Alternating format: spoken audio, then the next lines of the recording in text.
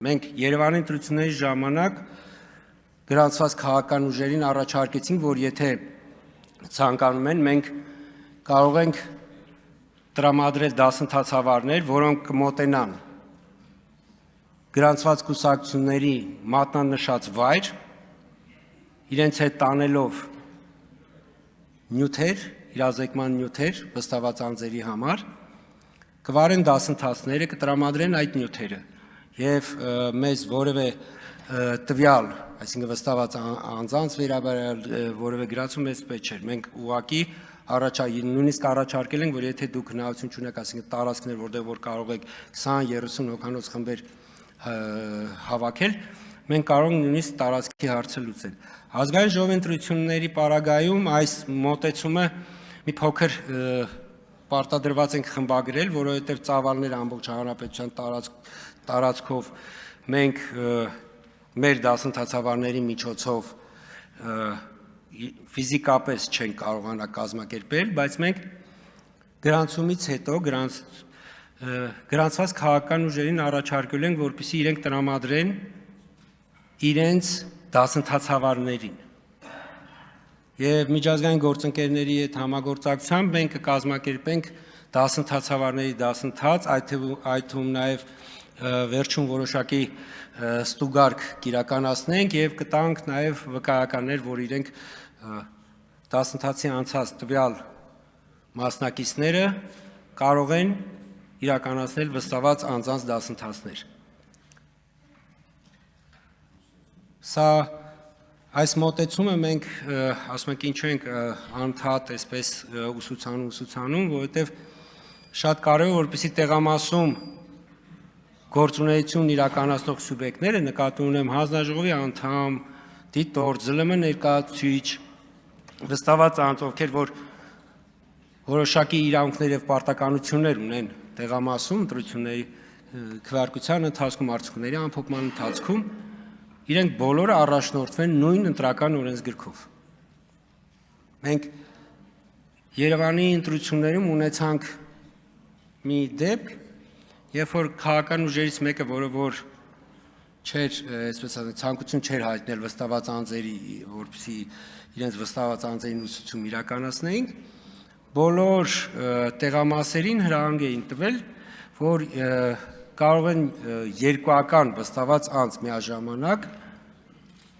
տեղամասում գտնվել։ Իսկ այս շփոթմունքը պայմանավորված է անում, որ նման իրավունք կուսակցությունները ունեն ազգային ժողովի ընտրությունների ժամանակ, ՏԻՄ ընտրությունների ժամանակ տեղամասում յուրաքանչյուր քաղաքական ուժ կարող է ունենալ մեկ վստահված անձ, բայց իրենց սխալ հրահանգը տեղամասերում առավոտյան Երևանի ավագանի ընտրությունների ժամանակ առավոտյան մի, այսպես ասենք, շիլաշփոթ իրավիճակ էր ստեղծվել, որ ուղղակի մեզանից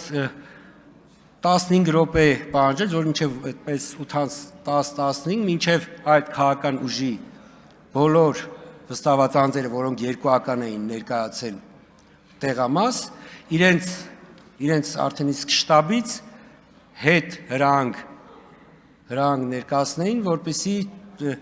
այդ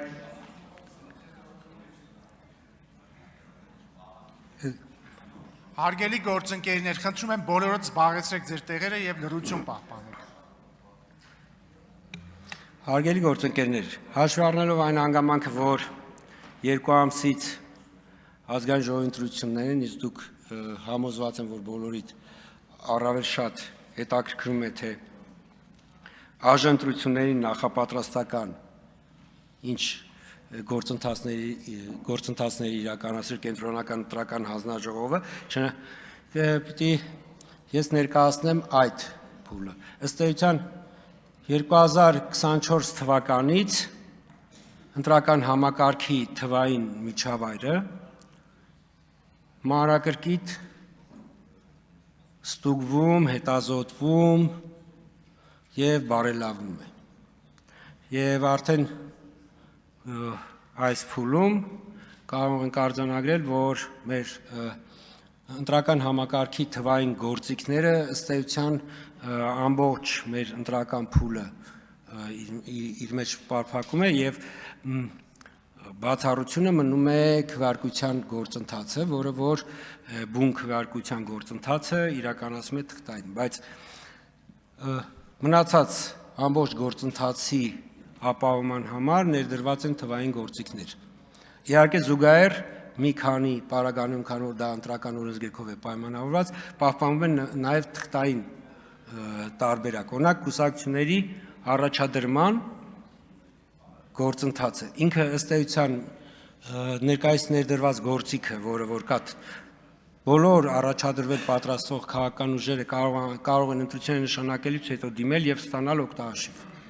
Այդ օգտահաշվով արդեն իրենք կարողանում են ձևավորել իրենց ցուցակները, կարողանում են ներկայացնել կից փաստաթղթերը, այսինքն համակարգը դրա հնարավորությունը տալիս է, կարողանում են հետագայում նաև հայտարարագրեր ներկայացնել, այդ թվում նաև քարոզարշավի փուլում ֆինանսական հաշվետվությունները եւ երեք մենք նաև հրավիրել էինք արդեն իսկ օգտահաշիվ ստացած քաղաքական ուժերի ներկայացուցիչներին,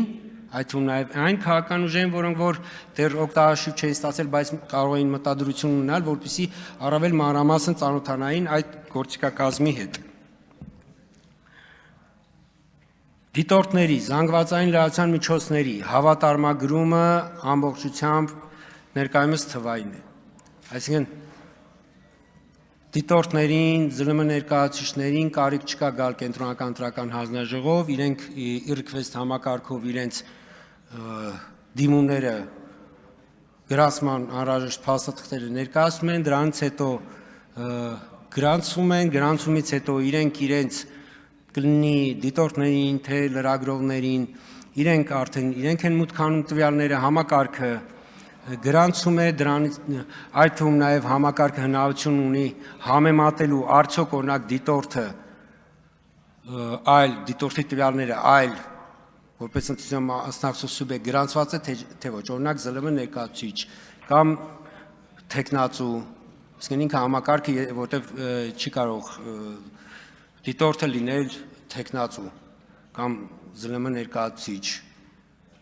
ԶԼՄ ներկայացուցիչը չի կարող լինել թեկնածու եւ այսպես շարունակ, այսինքն այս համակարգերը ստուգում են եւ նոր միայն գրանցում են, արդեն անհատական գրանցումներն է տեղի ունենում, վկայականները ինքնաշխատ կերպով են գեներացվում,